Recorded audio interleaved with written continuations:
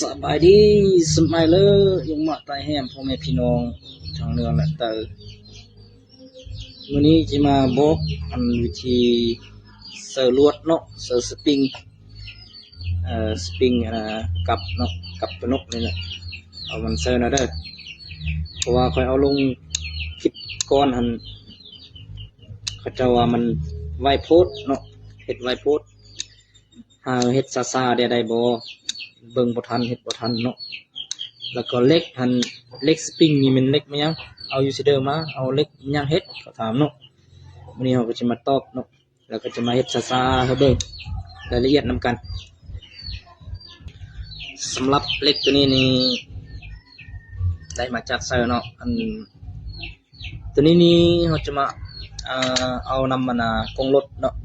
รถจักรนี่มันจะออกมาเป็นแนวนี้เนาะอยู่ครอบรถจักรนี่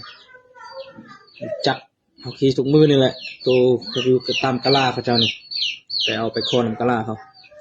แต่แนะนำดีที่สุดเนี่ยเอารถตีนรถไทยแล้วก็ตีนรถคิกเนาะเป็นยังเป็นการดีตีนรถคิกรถน้อยนะกงน้อยนี่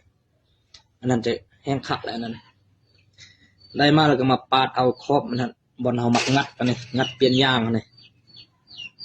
ก็ดึงเล็กตัวนั้นออกมาเนาะนี่แหละหลังจากที่ว่าเขาได้แล้วเนาะเราก็จะมาเอาเสิร์ฟเนาะก่อนอื่นเมื่อเราก็ต้องเจาะหูตัวก่อนเจาะ2 จุดเนาะเจาะจุดนี้แล้วก็จุดนี้บางคนเขาจะบ่เจาะเนาะแต่สำหรับใครเราไปเจาะบางคนเขาจะเกี่ยวอ้อมนี่เลยสำหรับบางคนจะค่อยเจาะสไตล์ค่อยเองอันนี้เจาะแล้วก็เสียบเข้าครับ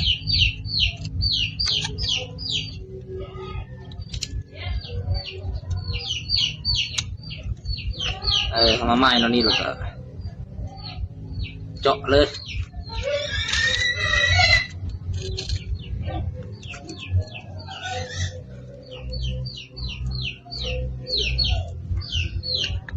ค่อยเอาปลายมีดเลยเนาะปลายมีดเจาะเลย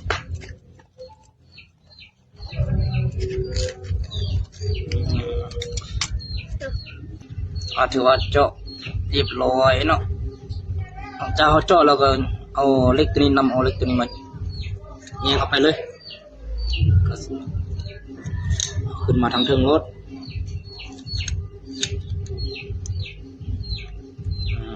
ได้ประมาณนี้เนาะก็บีบหลังจากนั้นเราก็ลิ้วเลยลิ้วตั้งแต่ลิ้วเอาเบื้องขวานี่ก่อน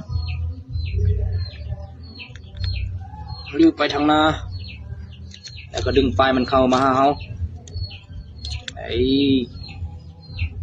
ลิ้วไปติ๊กๆมันนี่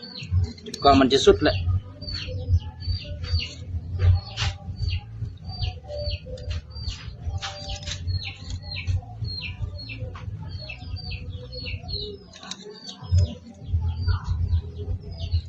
สปริงนี่เขาแนะนำเอาสปริงที่ว่ามันยังดีเนอะยังดียังข้าวยังแข็งแรงครับถ้าเอาตัวขี้เมี่ยงเลยเวลาเขาบาดพันแล้วนี่เนาะเวลาเขาลิ้วไปลิ้วมานี่มันจะขาดเลยแป๊บวันเดียวเลยถ้าเป็นตัวดีตัวแข็งที่เขาต้องเลือกเบิ่งตัวมันพวกเข้าน้ำครับตัวขี้เมี่ยงบ่แนะนำเนอะตัวขี้เมี่ยงนะว่าเขาลิ้วเสเล็กน้อยแล้วมันความเสี่ยงที่มันจะหักมันมีหลาย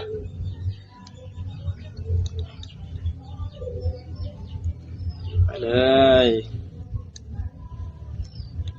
ถ้ามันหักแล้วแก้บ่ได้เลยมีแต่เอาตัวไม้ซ้อนเข้าไปเลยลิ้วไปนำกันโคมกันเลย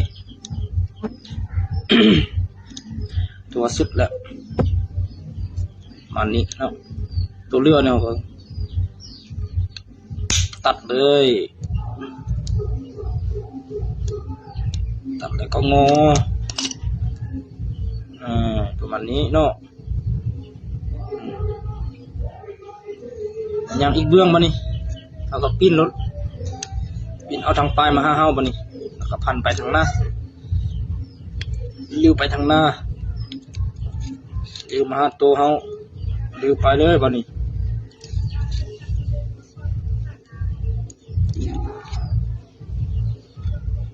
ซาแล้วได้เห็ดบัดนี้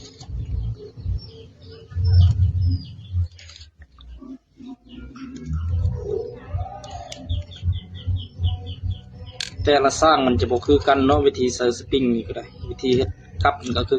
คือกันแหละต่างกันบ่คือกันนะแต่ละสร้าง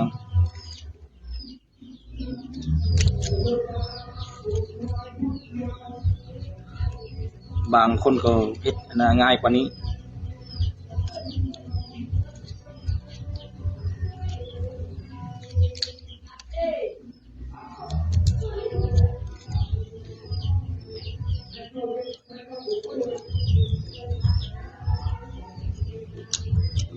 เหลืออีกแล้วตัดทิ่มก็งอ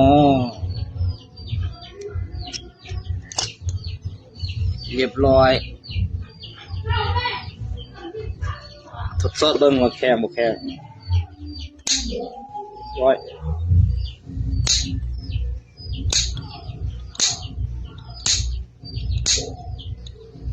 สุดยอด